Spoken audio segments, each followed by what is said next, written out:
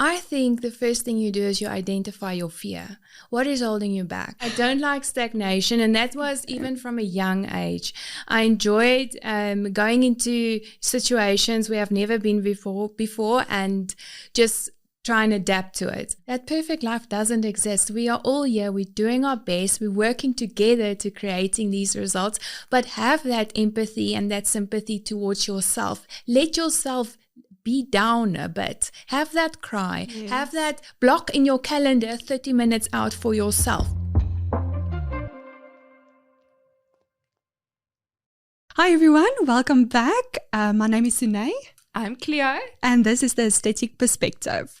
Guys, today we are so excited to have a beautiful guest with us. She's the CEO and owner of the Growing Dermology Group. She's highly experienced, specializing in laser and light with over 16 years experience within the industry. Today, her clinics and teams are found throughout South Africa. She thrives in the world of business growth and leadership. She is a proud ISA alumni, multi-award winning clinic manager, speaker, trainer on a national and international platforms, mom of two, wife of one, our absolute Instagram phenomenon, if I can call it that. She is our safari wife, and she is the amazing Lourette du Toit. Lourette, welcome to today's session. Thank you. I am so excited to be here today. What an honor. We are so excited to have you on board. I think both Cleo and I, we mentioned when you got here, we were both so excited to have you and to obviously have this discussion. The questions have already started. Okay. Even before, literally before this recording started, we've been starting with the questions. I think we're all so passionate in this industry. So I'm personally very excited. I have a few questions lined up, definitely. I think that this session will definitely bring some value to what we're trying to achieve in the podcast as well with this podcast. So without further ado, I think we can really jump straight into it. Lourette, I want to know a little bit about your story. I only learned recently that you are also a safari wife. So please include that into your story. How did you get to where you are today? Let's just jump straight into it. It's a long journey, but I started in Stellenbosch, and where I started at ISA, and then I went onto the cruise ships for a year, and that was quite fun. I think for a farm girl, Afrikaans, barely speaking English, going on her own at the age of 20 to the areas like the Caribbean islands, getting onto a cruise ship. It really opens your world. Your world. It's such a culture shock. But I'm so grateful I did that. It was my first step in thinking about the bigger picture. And then I came back to South Africa and I joined Singita. It's a private game reserve. Back then, I joined them in the Kruger National Park at Lebombo and Sweni. Also, again, a beautiful experience. You've had the experience with international cultures, etc., and that gave you a bit more insight, I would say. Insight and confidence, of course, dealing with different cultures, and just speaking to people with different languages as well. And there at Singita, we were also exposed to a lot of VIP personalities visiting South Africa. So it was incredible to see how people see South Africa and they actually come to our country because it's so beautiful, because it's so diverse. Yes. And so I really, my time at Singita, I fell in love with the bush. I was never a bush girl. Okay, I was just about to ask, have you always had that love? How did you end up there? How did you choose that?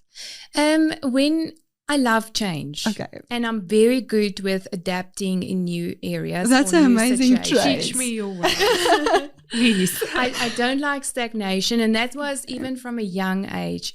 I enjoyed going into situations where I've never been before and just try and adapt to it.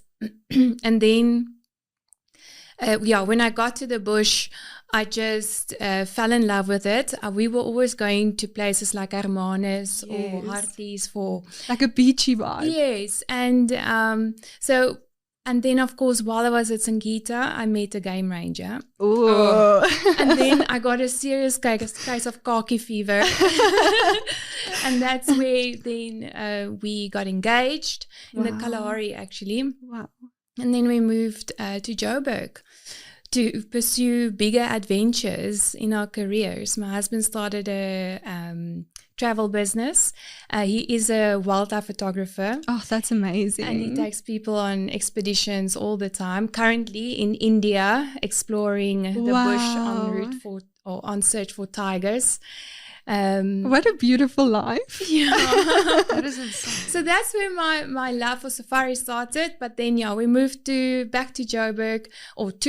First time for me living in the city. So I went from the winelands to the ocean or on board to the bush and to the city. Okay. And how was that transition for you? I loved it. I think it is so beneficial to have that as part of my journey, to be able to adapt to future circumstances and future adventures that comes across our paths, right?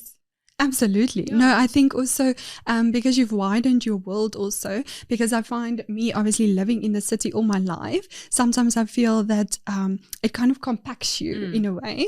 And I think as soon as you step outside of that, your world just opens up and the city becomes something of opportunity rather than something that holds you in a box. Yeah.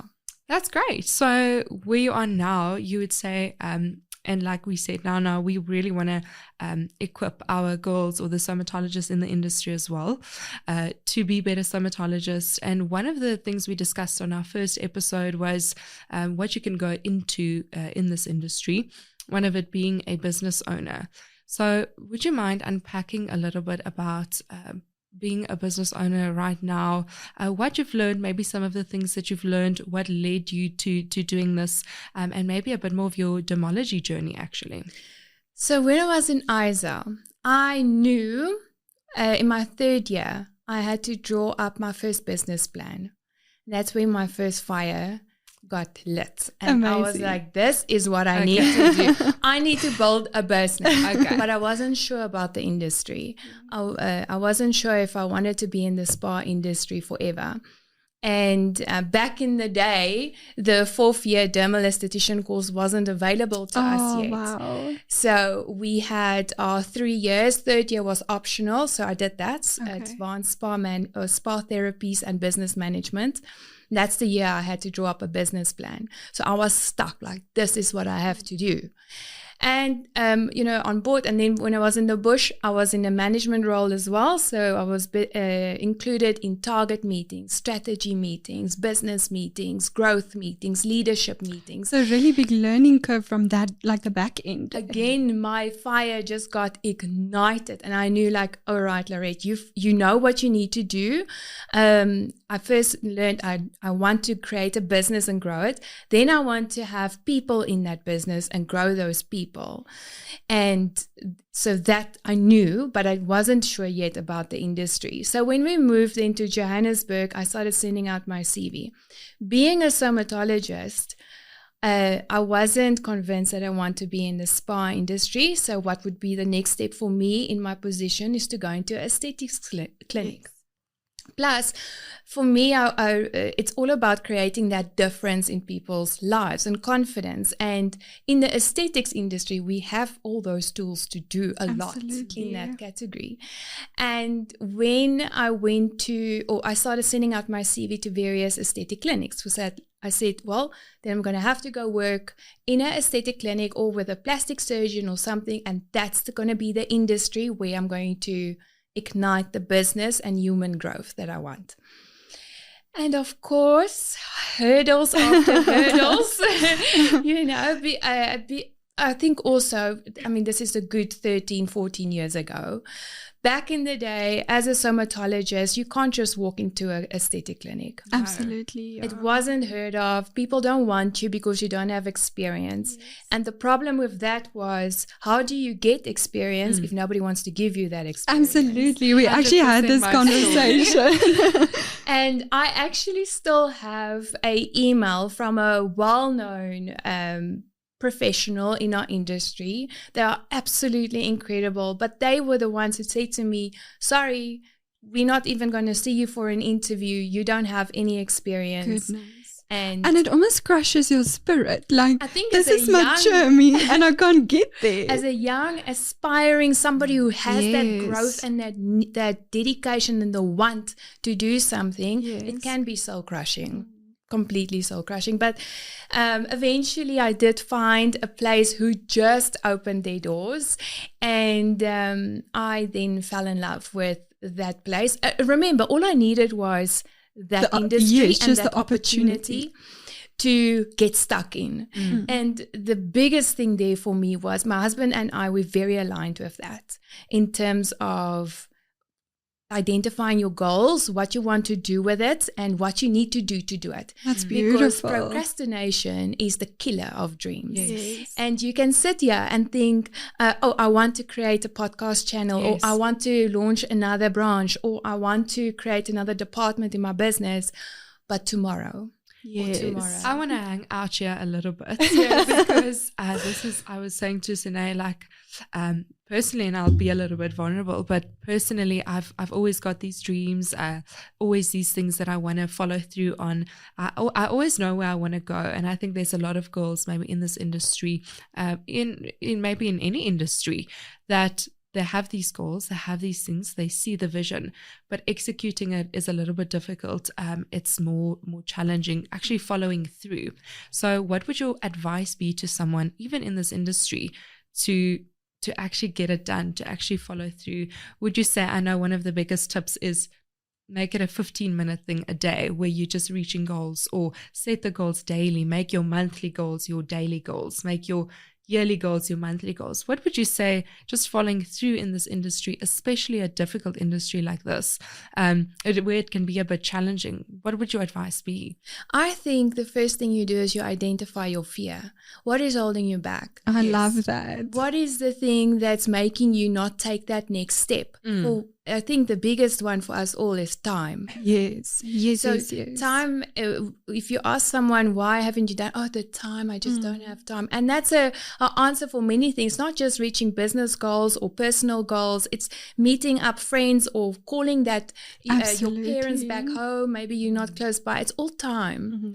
So what I think how to overcome that fear, if we talk about time, is to identify your time in your calendar. I am absolutely calendar obsessed. I think we all are, actually. You and me. Listen, if it's not in my calendar, it's not happening. It's not going to happen, yes. So like writing it down, that's a Yes. very important part of actually setting goals. Absolutely. Writing it down. Because when you've Writing it written it down. down, it's happening. It's out there. It's in the universe. Yeah, it's set in stone. So if you know 9 o'clock is here, you know I'm going to be there, and I'm going to be dedicating my time, my energy, my consistency in that hour to that topic that I've Absolutely. put down in my calendar. And the next hour, it's something different. Maybe it's your workout because you're dedicating to a healthy lifestyle. And your next hour is something else. So I think, getting over that hurdle is first identifying what is holding you back. What is the fear? And maybe it's confidence. Maybe it's thinking it has to be perfect. Like my podcast took forever because I was thinking it has to be perfect. I cannot It just sounds not do so it. familiar. But then I think it's a very good idea just to identify it first, and then taking that next step from there. Action. What would you say was one of the or one of your key fears that you had to overcome, obviously prior to starting your entrepreneurial journey?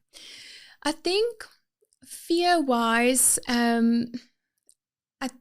got stuck in the idea and lost in the idea of completely living, eating, and breathing this brand, even though I was still an employee. And, I was one of those who would be there to open the clinic and to close the clinic at night. Like your dedication was not the problem. It was not the problem. And I think that's also where I learned that you need to have boundaries. You cannot, and I think it's also dangerous for a young person if you are not in a healthy environment, to dedicate to that level, but to wake up 5 years later and there's nothing in it for you, or you're not getting anything back. so that's a very big thing that I've learned. But I do think that getting to your work, whichever position you are in, and focusing, putting your head down and not listening to negativity or listening or surrounding yourself in an environment that doesn't align with your goals is very dangerous. So if you have your goals aligned and you think of what it is that you want to reach in 5 years or 10 years time, what figures you want to create in your business, what kind of growth you want for the humans in your business, who are you surrounding yourself with in your personal life? If you are surrounding yourself with humans who are not aligned with your goals and your vision, then it's going to be, you're not going to get out of it that you want. Absolutely. And it's just important to always ensure that you align with that. We spoke on the first episode, so this is actually like a really nice part 3. We spoke about how to set boundaries, or we spoke a little bit about it in the workplace. Exactly everything that you just said was really, really valuable. How would you say is the easiest way for the girls in this industry to set healthy boundaries? Sune advised in the first session that you must remember that you can be a human and be in this industry as well. And the pressure that we feel to grow sometimes is magnificent. And that's why you give so much of yourself to a clinic, to an aesthetic clinic, because you know where you want to go. But then you end up not leaving anything for yourself. You don't fill your own cup. So what would you say is the key factors that you learned when setting boundaries in this industry? It's important to, again, take that step back and identify what it is that you want to do. I think in today's environments it's more healthier than what it was back maybe 10 years ago. We are all now recognized as humans, and we are more empathetic to each other. And a healthy and a growing mindset in a business is what we all are after. And as a business owner, I would absolutely, it's my worst fear to have an unhappy human in my team. See, this is the business owners we were speaking about on episode 1, because we were saying that you can be so happy in a clinic with the right business owner, with the right manager. What you said, Nana, was you actually care for the people who work for you, and you want them to grow as well. And that is so valuable. That is, we need more people like you in this industry, obviously. Absolutely. Yeah, so when you're in a business and you have your team, it's as clear as day. Happy team, happy business. So why would I not focus on my team? They are number one. And my business would not be anywhere where it is today if it wasn't for them. I have key individuals that has actually gone out to various locations after working in dermology in Sandton for a number of years, expressed the want and the need and the dedication and the hunger for growth. It's like, well, you are perfect. You are ready for the next one. And her dreams became alive then. And, we have a few of those success stories, and I would like to continue those things. Everybody in the team showing that dedication and loyalty. That comes back to when we were talking about when I was still employee in my previous position in Sandton. I was a number of years in as employee and totally dedicated to this brand, fell in love obviously with everything else associated with it, and wanted that next step. So I want to grow and I want to take that next step, but you are kind of limited, right? So with visions and things like that has to be aligned for other people to grow in the business. Eventually, I then became the owner of the clinic, and that is when my world just exploded. Everything opened up in terms of right now I can finally do what I want to do, business growth. What's my first step? I want to open another clinic.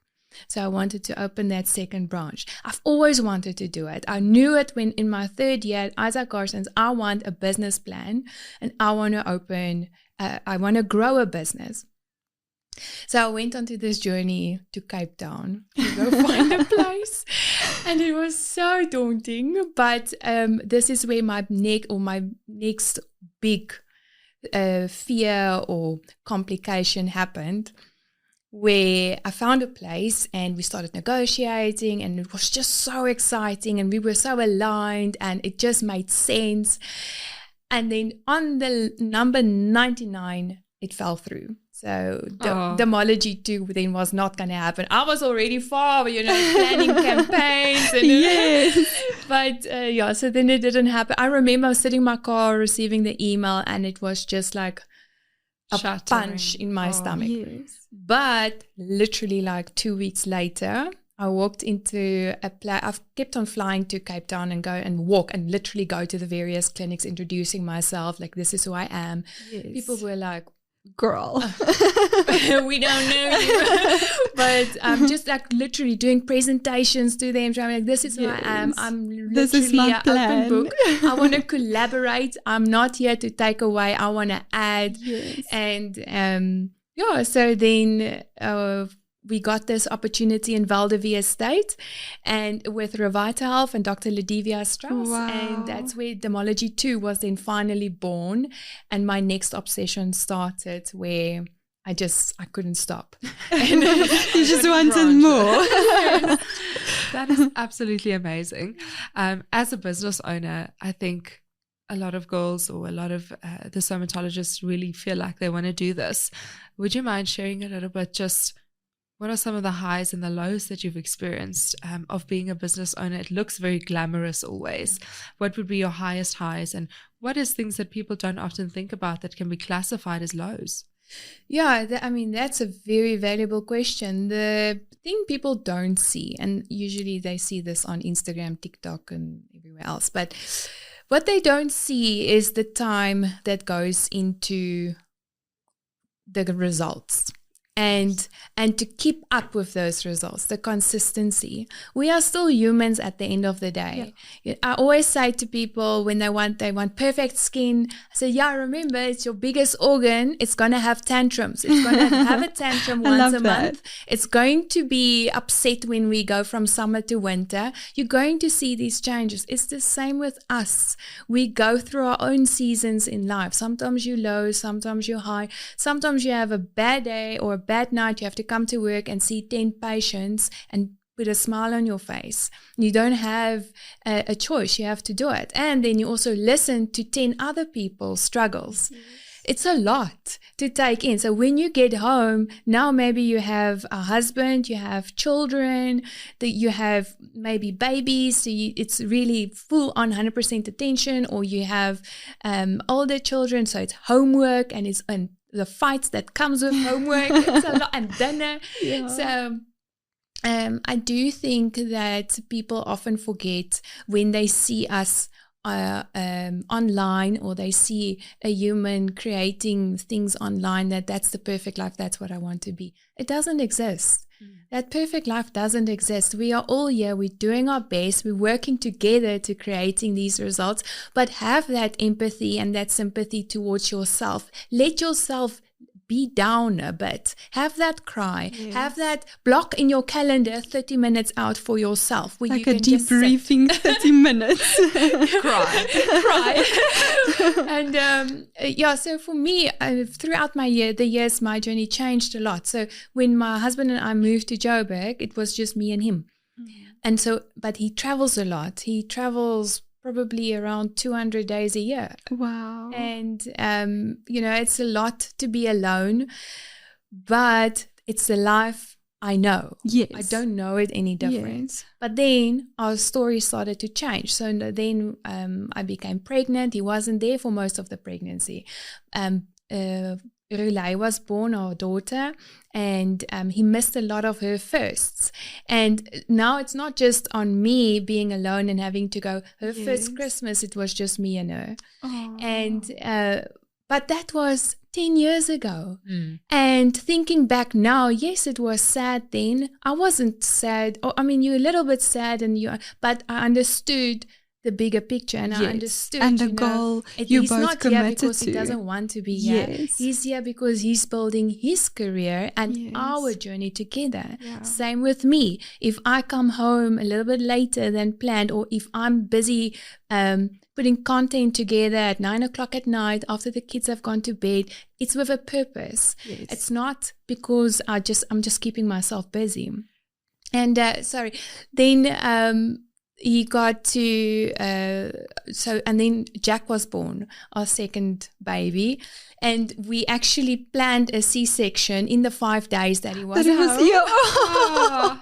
And did it go to plan? No, I had a placenta abruption actually a few days just before he's supposed to come back from Brazil. And my mom was luckily here, but it's just me and her and Roulet, so a 3-year-old.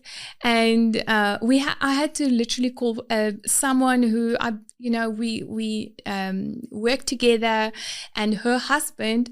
My mom's never met her husband, so her husband came to pick my mom up. Shame. It was not the stranger. And then and Sam, bless her soul, what a beautiful woman. So she used to be a front desk coordinator at Dermology, but also a nurse. Oh, wow. But then she was the one who brought me to hospital. She went with me into theater. She was my theater wife. And then she was the one, as they rolled me out of ICU or the operation room, she gave me my phone, and she had Marlon on video call. Oh, shame. So she just pushed the phone. I was like, hello. Look and who arrived. He was in Sao Paulo, about to board the long flight back to Joburg. Okay. So that is amazing. It's a lot. It is. I think if you understand, if you understand the cost of why you're doing what you're doing, then it makes a little bit more sense. It's a bit easier to carry. And it's worth it then at the end of the day. Would you say, obviously, because you guys are both so aligned and goal driven, would you say there are some things that you had to let go that you once wanted in your life, but it wasn't part of this journey? It wasn't going to fulfill your goals. And how did you handle that? Yeah. So, what is a big thing of us as humans to be happy? It's friends, right? Yes.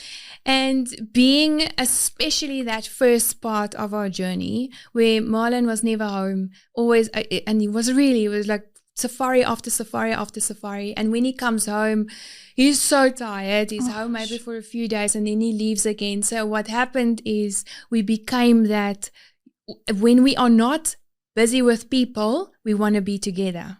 Okay. You see, so, and then with that resulted in us not going to functions or get-togethers or those kind of obviously things. Because you had so little time just for yourselves. Together, yes.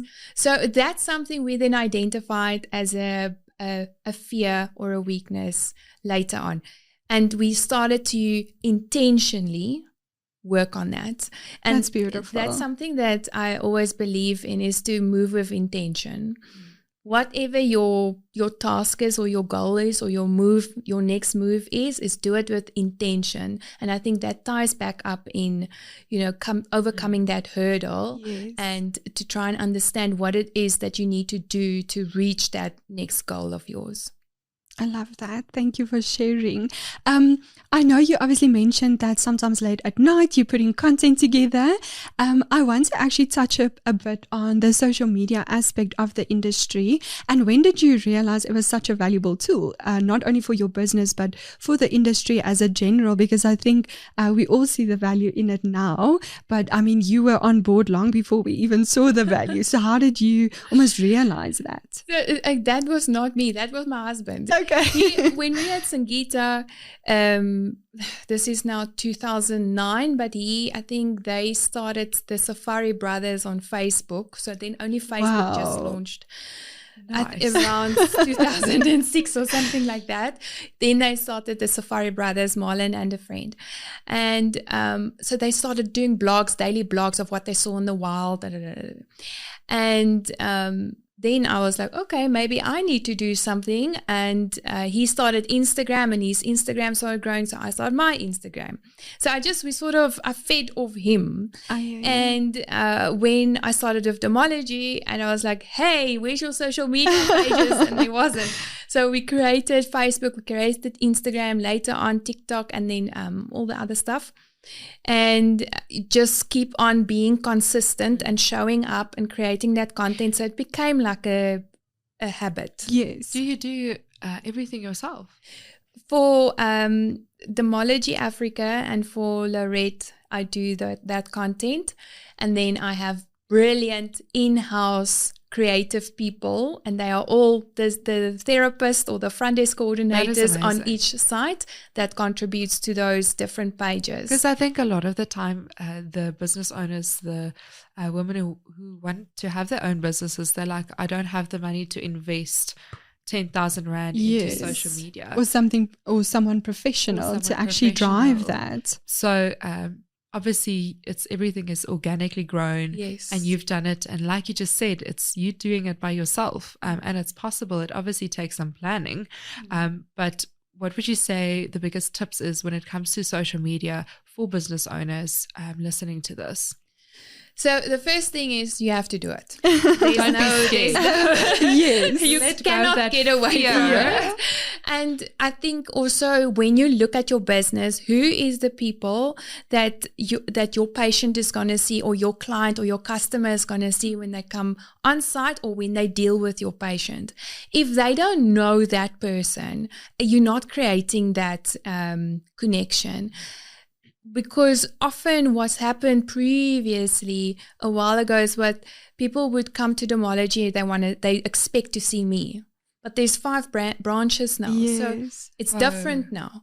And also, it's not just me. In fact, it's all about them. It's all about the teams on site, building their clientele, building their results, and creating their case studies. So I need them to be present online. I need their voices to be heard. I need their personalities to be shown. I think everybody knows Sandra from Santon. Yes. She is the face of Dermology. She's claimed that herself. And people come in and they immediately recognize her and they feel comfortable. I think it's important to have that, almost like you don't feel alone in your journey, or once you get to a space, it's almost like you're so familiar because you've seen them online, you see them present. I think it does build that instant connection with your patient. It builds that connection, but then also it takes pressure off the business owner to do it all by themselves. And you can't be in 5 places at once. And even if it's one location, you have various departments in your business. So you can't do everything yourself, and you might be doing it, but maybe it can be done better if you do have that little bit of and what I like to do is I don't force people to do social media. I find the ones who are creative with it and that has that pizzazz already, and then we grow that. Yes, because there's no point in forcing someone who's not comfortable with it. So again, if it's a business owner who's not comfortable with it and they don't have that confidence to maybe show up on camera or talking, then find someone in the business that is. So valuable. You often have someone there, whoever it is. If that person has the knack for it and they understand the concept and the importance of it, they're going to do it well. And you can even put that person on a course. So now you grow them further. You enable them to empower a skill that they now have, which means you're going to get that loyalty back to you because you've showing that dedication to them. Yes, so, and that investment in growing them actually. Maybe we can bring this into perspective. I'm going to ask you a bit more of a targeted question. But for someone who's hesitant, should I do social media for my business? Should I not? Or maybe a clinic owner. How many DMs do you receive? You've built up quite a following. So how many DMs would you receive on a daily basis or weekly basis asking, can I book with you? Just so that we can bring the value of this into perspective. Compared to handing out flyers or compared to going to stand next to a robot trying to call people to your clinic. Why this is the new way of doing things. I see social media as the word of mouth on steroids, basically. Absolutely. Because your reach is endless. Yes. And, I often do presentations abroad, and often I speak about social media as well and the power of social media.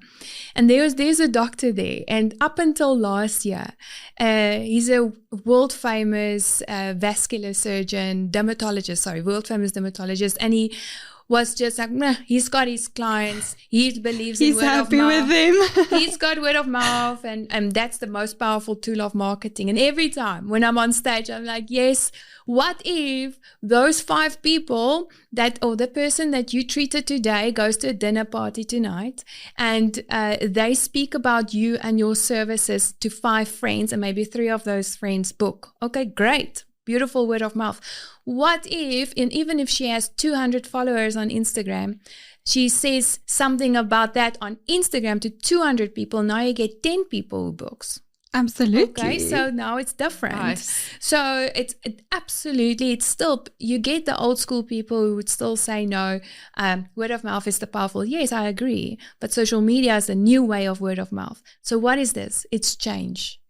Change equals growth, always. Absolutely. So I always say to them, you have to now adapt to this new thing. It's a new way of doing things. Like when we get the iPhone 16 Pro Max, yes, it's the new iPhone Pro way or 3310. Okay? We need to stay up with the timelines and how things change.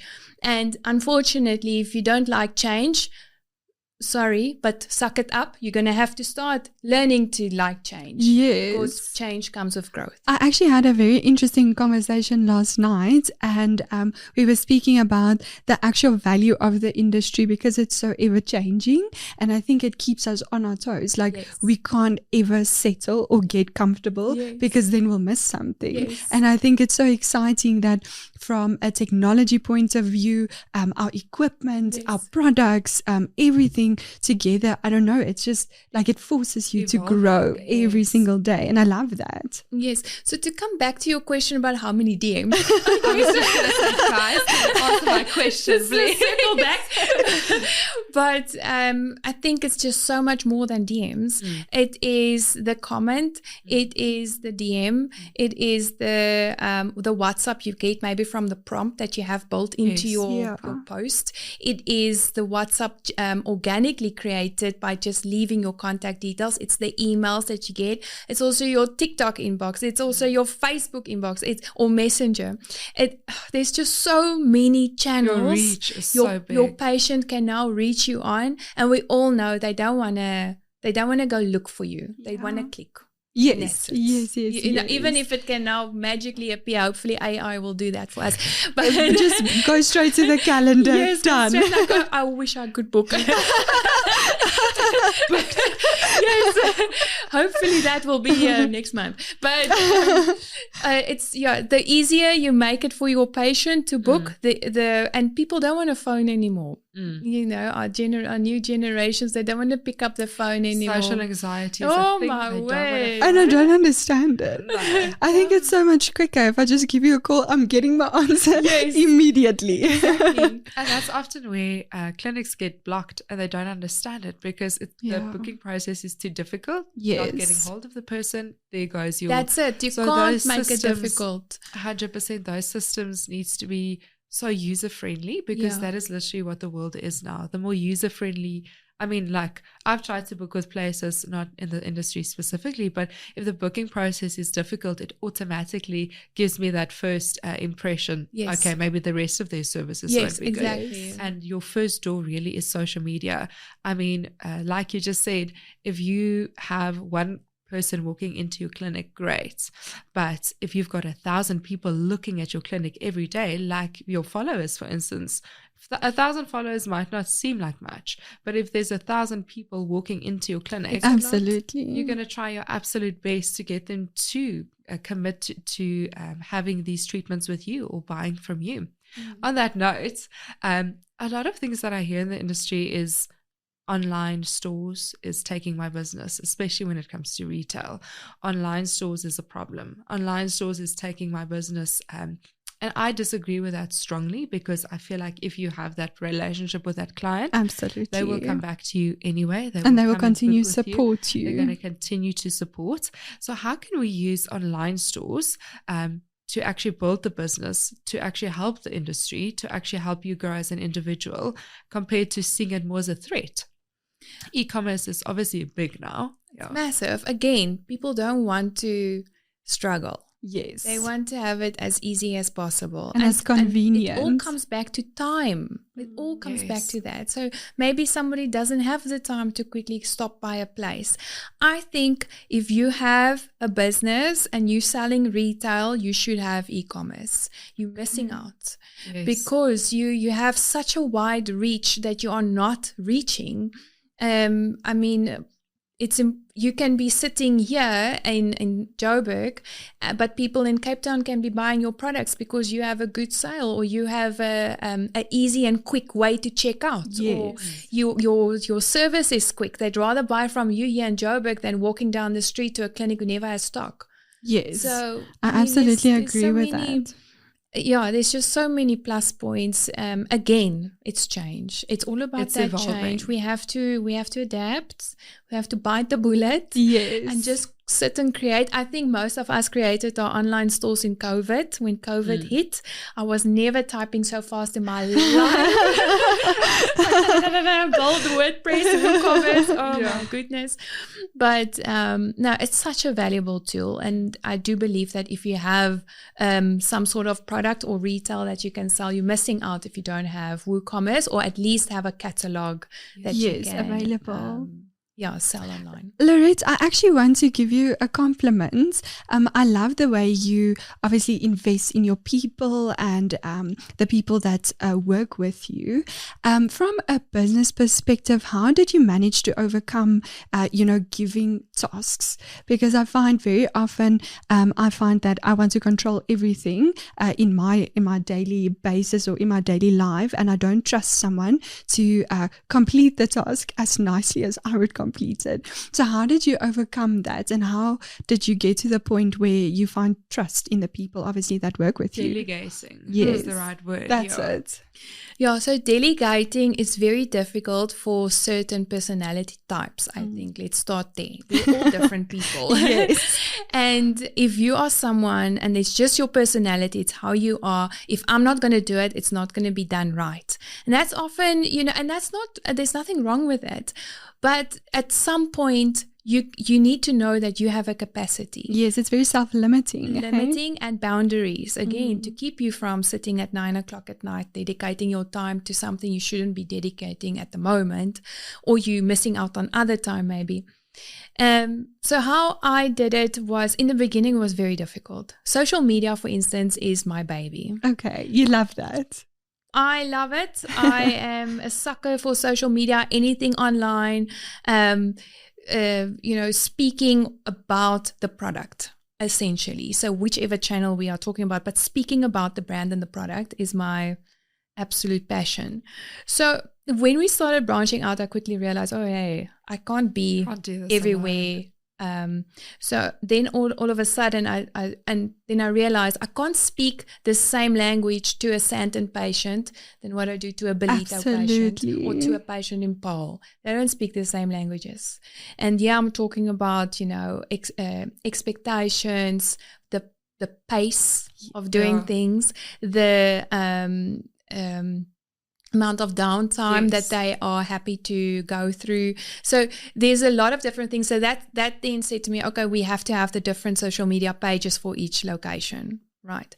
But then I can't manage all those pages, so I had to then give that delegate that task to the relevant people on site. And again, so by overcoming that fear of it not being done how you want to do it, first you find the person who's also as passionate as you. They understand it's not just a job that they get paid for, but they are going to dedicate the time because they are aligned with the vision and growth that goes with it. and it's difficult, but we always say hire slow, fire fast. Yes. So to get that right people with you, whenever I look for someone joining our team, we take our time. Yeah. We look for the right person. Never mind the skill that we can perfect while you're here. You have the qualifications, but it's about, are you the person that's going to align with us in our growth and our journey and all the goals and visions that we have together, not me, but the team, what we have together, where we want to go. And once you have those valuable people, delegation becomes easier. And because you have that automatic trust, I would Yes. assume, because obviously goals are aligned, personalities are aligned, the excitement is aligned, so it makes it easier. And the moment, it's also about that reward. Yes. I love seeing someone thrive. Okay. I love that. I love seeing if you've given someone a task and they've completed it and they, we excited. celebrate it. Yes. There's things at Dermology called Fatty Fridays. We have pizza. We don't care. It's celebrating wins is a very big thing. I remember back in the day when I would win an award, or if something happens, it's me saying on Instagram, "Hey, I won this award." Yes. Instead of someone else coming to say, "Yay, you won the award." So now when somebody gets an award, it's important for me, and I make it a priority for me to celebrate their wins and their things, because I know what it means for them. Yes. I know what it means for anybody being celebrated authentically, and not just from a fake reason or fake point of view, but you want to celebrate the people around you. And I think that's all in coming into building that trust. How do you identify? So how do you identify that person? How do you identify, okay, she's going to be a good fit for my clinic? It's difficult to just Do tick you boxes. do you go Okay. on a feeling? So do you really have that? There's a big interview process. So first, obviously gathering CVs, and based on the qualifications that we need for them to be able to complete the task, they get selected for that first interview. And when they come through, it's the first interview, but this is very important for me, especially in today's age, is that when somebody approaches you, they want to come work for you, it's a big thing. Yes. Okay? Yeah. It's not like back in the day sending your CV out to 10 different employers. I want to know that if somebody applies for a position at Dermology, that they know about Dermology, that they've researched Dermology, and that they want to come work with us because they align with the message that we send out there. I don't want somebody just to send, I'm one of 10 emails that they send out there, which often happens. Yes. But they need to be able to send their CV to us because they align and they want to work with us. So I had a conversation with someone once, best-selling author of a book, okay? And he said that if he has someone wanting his advice because they heard now somewhere or they saw somewhere this guy knows about entrepreneurship, and now they meet for coffee, but that person wanting to know anything about entrepreneurship doesn't know anything about the author. So he didn't go and research about this person. He didn't even read his book. Now he wants advice. But he wants advice. So that's so valuable. Yeah. You cannot reach out to someone, but you don't know anything about it. There was a conversation the other day also of influencers reaching out to brands, wanting to partner, wanting products to promote, but they don't even follow that page. Yes. Sure. So, that's why in an interview process, this is one of the key things that I look out for. What do you know about Dermology? Yeah. But I'm very casual. I always just say, all right, welcome, so excited. So have you seen us online? What do you think about dermology? And then they can start telling me, oh, I love this lasers, and they call the lasers, or they say, I love that, what you did there. And, afterwards, obviously we can see, are they even following us, or have they been engaging? Then this person really is authentic in that manner. And they have done due diligence. They haven't just inky pinky ponky and decided to find a place. Yes. That's very important for me. And it goes far beyond just an interview process, but in business in general. If you want to collaborate with a business, do your homework before you meet that person. Absolutely. So, because again, it goes back to that having empathy, sympathy for that other person that you're connecting with. It's amazing. I love that. Are there some opportunities within the industry from a business perspective that you feel is untapped? I think there's a lot. That's a loaded question. That's a loaded for the question. end of this podcast. I think, there's a lot that still can be done. We are all staying aligned with all the different new trends and stuff happening. I think the latest trends in aesthetics will always remain, all the latest technologies that just was launched, whether it's latest devices, but also stacking these devices, doing combination therapies, doing really signature and specific protocols per patient. No protocol looks the same. All of those things. Almost like customizing for the canvas in front of you. Absolutely. But I do think there's stuff that we're tapping in right now, actually, and might not be skin as a whole, but I see a lot of change in marketing, especially for the aesthetic industry. And, we look at AI and ChatGPT. You can absolutely, and it comes now back to that one fear we were talking about, time. Saying we don't have time, so we can't overcome those hurdles to reach our goals. But now, I was speaking to someone the other day at one of the birthday parties for the children. He's a financial manager or something, and he did his audit reports that usually takes him 2 weeks within a day. No through way. ChatGPT.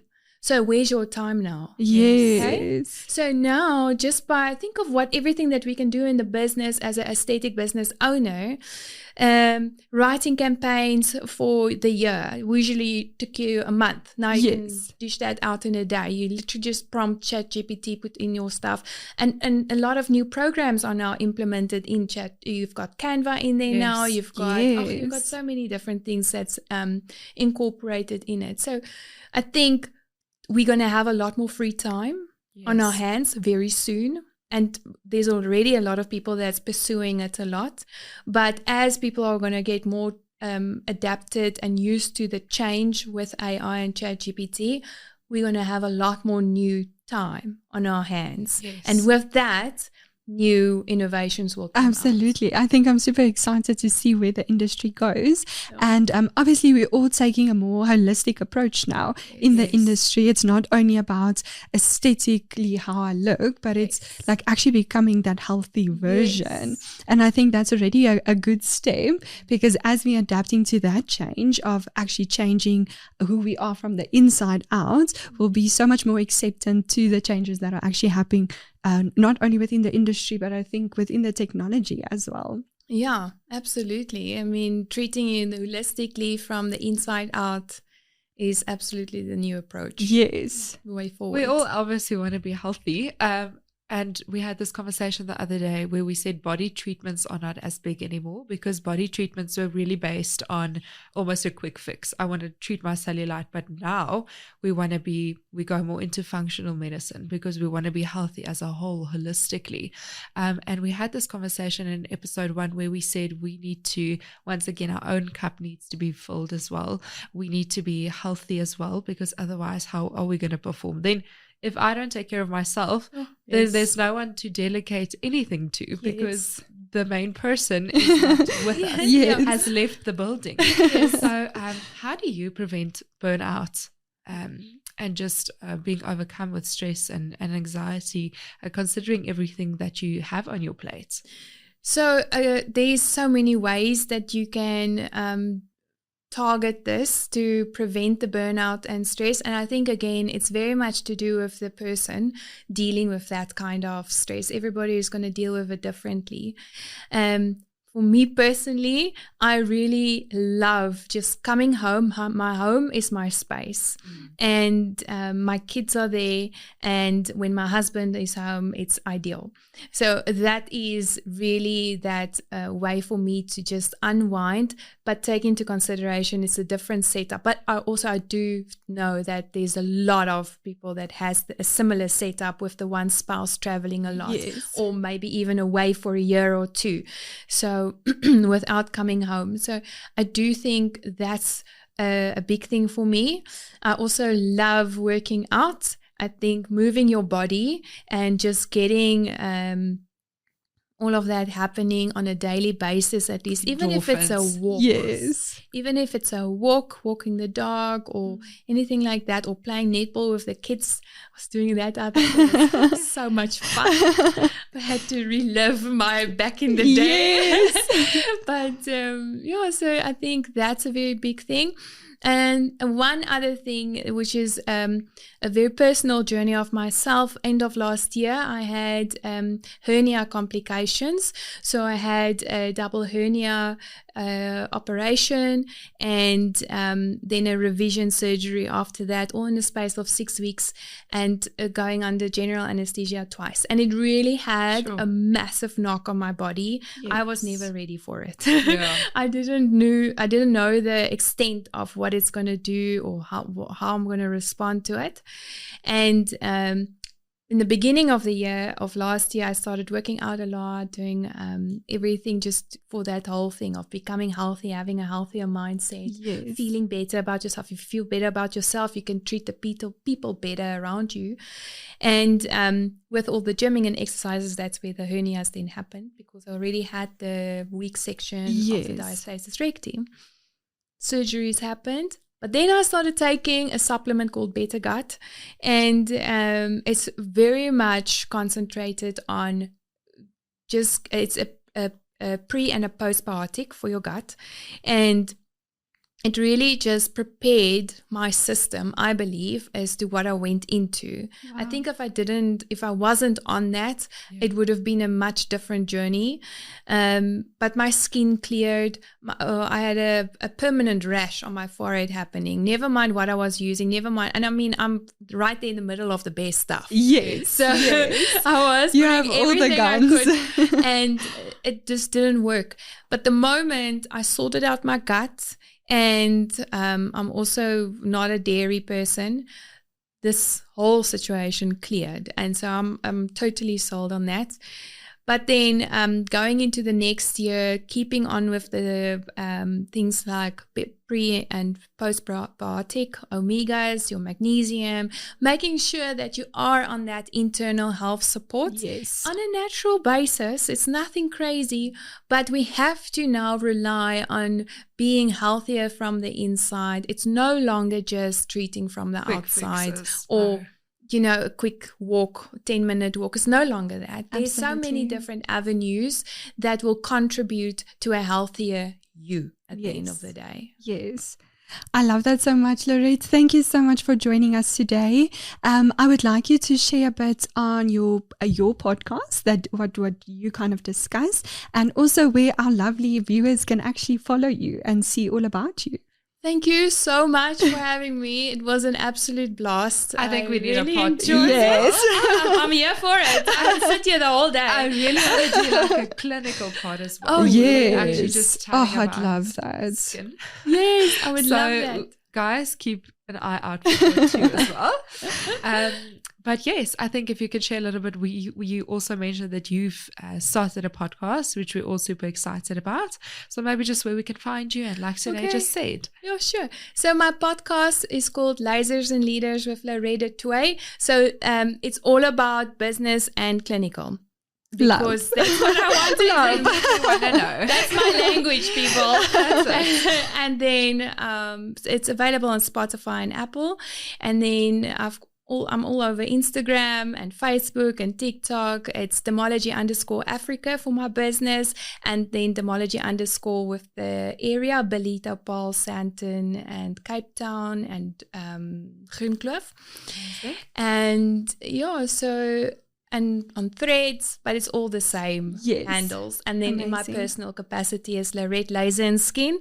And then if you have a little bit of dry humor like myself and you like the bush, it's Safari One. I think that's one of my favorites. Love it. Yes. Thank you so much, Lourette. We have a tradition on our podcast where the previous guest leaves a question for the next one without knowing who that new guest will be. Okay. So the question we have for you today is, if you could pinpoint a moment in your life where you learned something, or how can I say, like you wouldn't have learned that lesson if you didn't go through it, what would you say really stood out for you?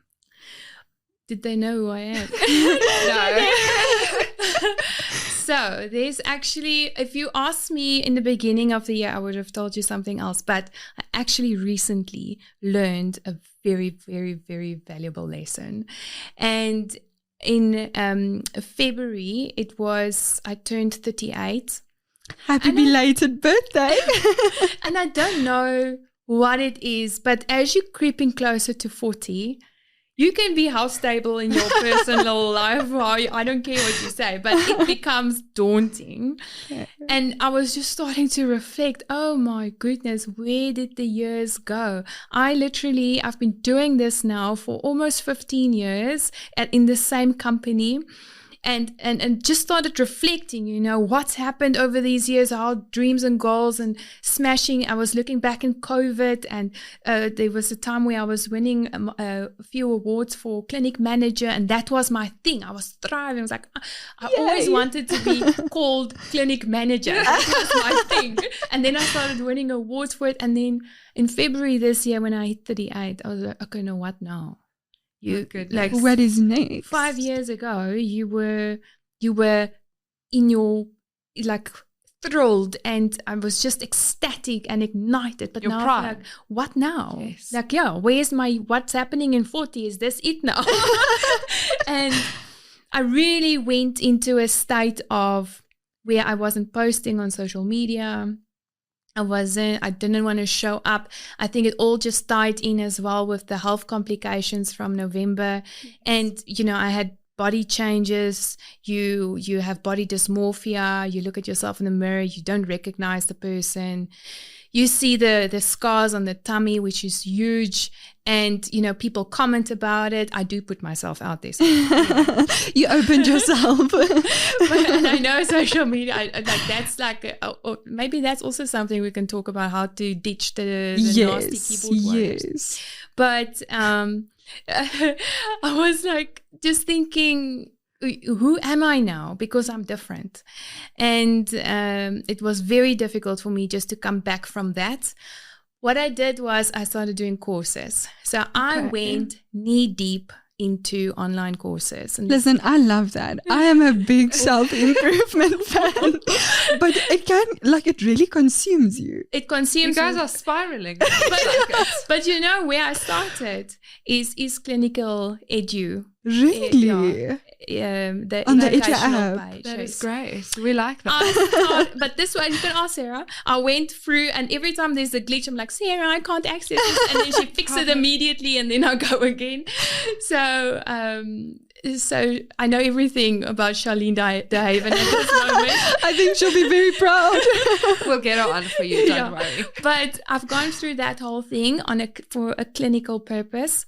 Yeah. But because I feel like, I was channeling so much into laser and light that I didn't want to lose touch on the rest. I love that. And that's where, we got Skin Pen on board. We did all of these other things, and I channeled into is Clinical's educational portal. Then the next thing was marketing courses. The next thing was business courses. You can ask my team, I've been implementing things after each other. I love and that. Structures are in place. So from that sort of downfall of, I can't recognize myself, I don't know who this person is, and don't know where I'm going to go from here, by giving myself those extra skills and by delving into things to the detail and then remember moving with intention. Yes. The moment you have that skill, you have to implement. Execution. I always say to them, the speed of implementation is what has to happen. It's all great and say, hey, here's a new tool, we should do it. Yes, we should. And then it stops. just falls. So by identifying a new system, set it in place and implement it. It's so powerful. And this is all that's been happening these last February, March and April. That's amazing. And it's something that's created that new fire in me and that new visions and goals and dreams that we're busy working on and creating. Yes. So just getting back your momentum. Absolutely. We can't wait for your book that you're going to read. Yes. Yes. So that everyone can know this. No, I think it's been amazing. Thank you so much for being on, Lourette. I think it was super valuable for both of us, but also our viewers. And we look forward then to having a part 2 with you. Absolutely. Thank you. Thank you so much, guys. Remember to find all Lourette's details in the description box below, and then we'll catch you on the next one. Bye. Bye.